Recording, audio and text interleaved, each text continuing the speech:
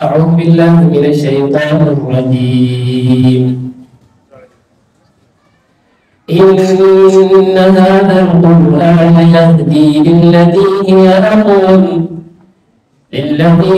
أقوم ويبشر المؤمنين الذين يعملون الصالحات أن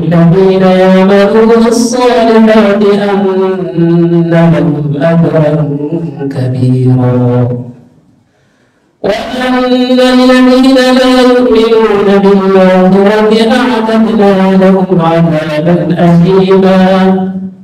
ويدعو الإنسان بالشر دعاءه بالخير، وكان الإنسان عجولا.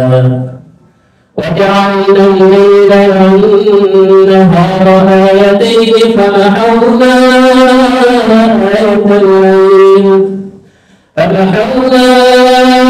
آية الليل وجعلنا آية النهار مبصرة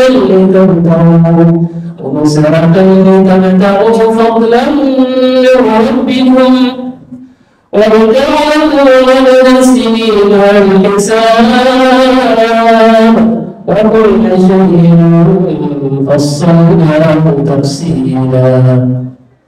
وكل إنسان ألزمناه طائره في عنقه ونخرج له يوم القيامة كتابا يلقاه منشورا. اقرأ كتابك كفى بنفسك اليوم عليك حسيبا.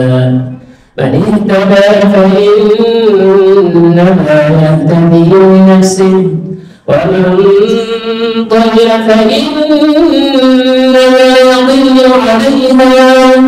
فإنما يضل عليها ولا تزر وازرة وزر أخرى، وما كنا معذبين حتى نبعث رسولا. وإذا أردنا أن نهلك قرية أمرنا مترفيها ففسقوا فيها فحق عليها القول فدمرناها تدميرا. وكم أهلكنا من القرون من بعد نوح، وكفى بربك بذنوب عباده خبيرا بصيرا. الله أكبر الله أكبر.